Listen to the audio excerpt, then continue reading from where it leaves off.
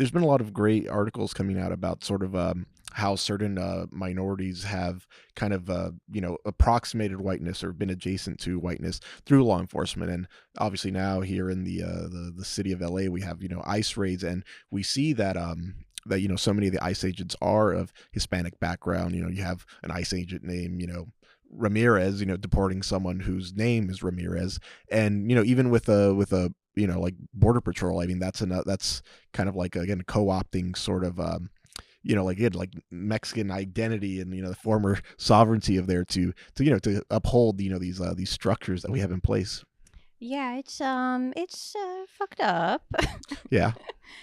I get worried when I see Democrats. Of course, we should talk about race. Racism is real, but it's like when they talk about race, they're not like winning Latino voters. It seems to like not like they're not into that or something. And they're also, because of the war and the genocide, they're also losing all these brown Muslim voters. And they seem to think that like if they keep just talking about race in this shallow way, that like, oh, we'll get all the non-white people. And they're like, I'm so worried about this. I remember reading this memoir by some former neo-Nazi who later left and started his own like anti-racist organization, and he was talking about how a lot of the discourse around race, because it's so shallow and because it's kind of just used as like a it's not used critically, it's just used as like a something to bludgeon people with over, like that's created the circumstances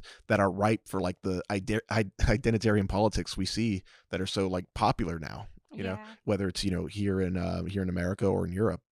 Yeah. And it's just worrisome that like we keep saying, oh my God, ICE is racist. And it's like, no Latinos are going, oh no, they're racist. They're just like, so what? Yeah, the worst part is the racism. It's not the Right. extra legal, locking up of children and stuff. Right. Yeah. This is fun. This is fun. So yeah, you're a really funny roast comedian. I was looking at your Instagram and it's funny. They are really funny roasts, but they all have like the very clickbait Instagram. You don't make them; someone else makes the titles that will be like, Cholo versus Crip or porn star versus wheelchair guy.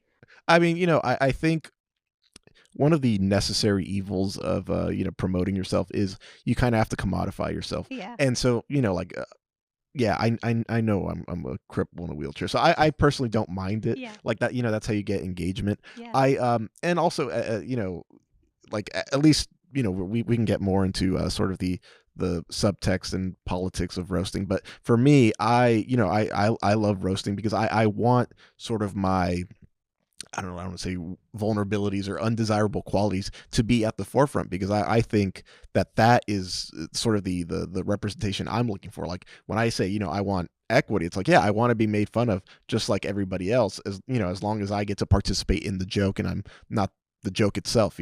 Yeah, for sure. My ex, his sister, she has spina bifida and she's in a wheelchair, and her husband is in a wheelchair.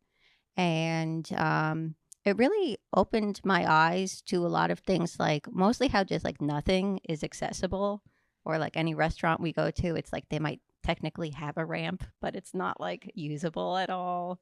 And yeah, it seemed very frustrating to maybe have people be patronizing. And I would imagine being a little stinker and joking around and being offensive is fun. Well, no, it very is fun. I think with my gimpishness comes impishness.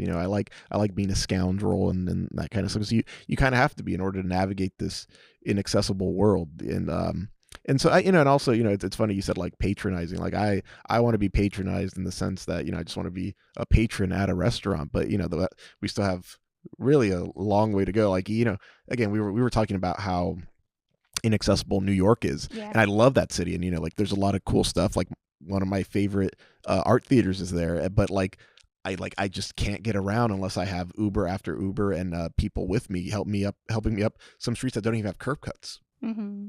Are there places in LA where you can't perform? Like if it was just me, you mean? Or Yeah. yeah, I mean, yeah, there's some. I mean, I've like this has been a contentious issue in a lot of like the wheelchair comic space, and there's just a lot of stuff that's been grandfathered in, and that they find loopholes or just ways out of like ADA regulations of buildings. I forget if it was built before 1980 or whatever it is.